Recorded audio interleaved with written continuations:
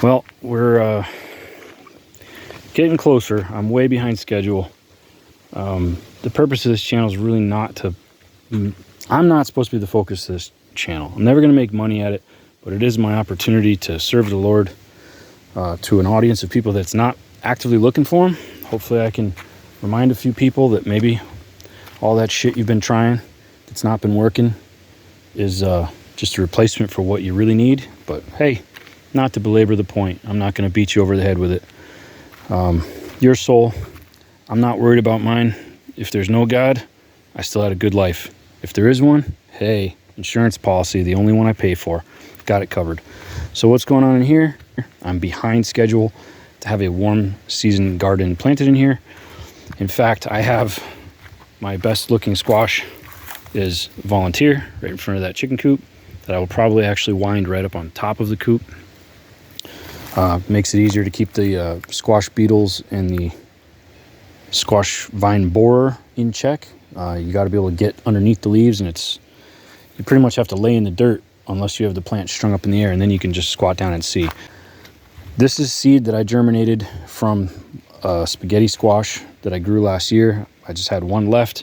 I thought it was still good. I cut it open and it had already sprouted, so I put a bunch of seeds in solo cups, and they got root bound. I just transplanted them. They're in the transplant shock stage right now, which is just this big stall. Honestly, I think that it's better to put seed in the ground.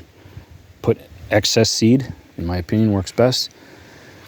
I've covered them with some straw and then some stump grindings that have a lot of mycorrhizal fungi, which there is a little bit of limestone gravel. It's not going to hurt nothing. Anyway, this is that pig pen ground that I still need to put this back together. When I originally built it, I had this gap too close, and I had made a set of gates out of pallet racking so that when you back up a crate or a trailer, you got one gate here and one gate here, and they were just wired up to the T-posts using fence wire, but you could swing it, so I used this as a corner where I could put a hot wire right across, and this triangle spot, the pigs would try to get over that wire and they'd get whacked. So that was how I trained them to hot wire. You'd know that you had one that hasn't learned yet because they'd be sitting in that triangle, kind of stuck in there. But mostly the point of the gates was so that if I backed up a trailer, whether it's a full-size livestock trailer, an itty-bitty one, or even just a small crate, like a dog crate, the gates were flexible, so you could swing one gate here, one gate there. You could put some wire tie, some bungee cords, and just walk away. You could walk away, no stress. Animal does not want to go into an enclosure when you're standing there looking at it, saying, get in, get in. They do not. But as soon as you walk away, that's where they want to be. It's new, it's exciting, they're inquisitive. They're all inquisitive. They know every inch of that pen, and they're sick of it. They're eager to check something out, but they don't do it with stress and pressure. So you make your enclosures in a way that you don't have to be there. It's foolproof. So you just rig it up, back up, bump your loading dock, so to speak, rig up your gates, walk away. Maybe put some feed or some water. You come back, they'll be in there. No big deal. Well, same thing. It's going to get put back together.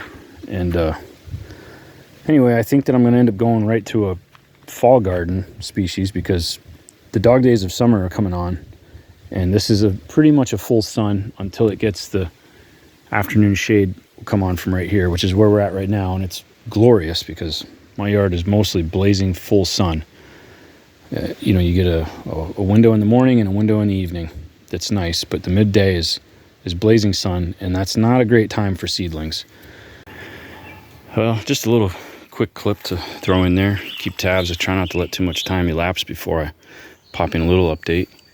This is the old pig pen, wood chips and manure, strictly wood chips and manure, on top of almost bare rock. So 12 inches deep at this end, 2 or 3 inches if you're lucky at that end. Row of transplanted spaghetti squash is finally starting to get over its transplant shock.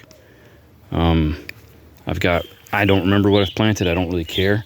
It's way behind schedule, but I've got rows, which I'm not normally a row type gardener, but I've got rows planted up to about here. So this is all I have left for space. I still have 3 or 4 varieties of seed to get in the ground, but I want to show you, this is a volunteer squash that's already up and looped over the chicken coop and down with 14-inch diameter leaves.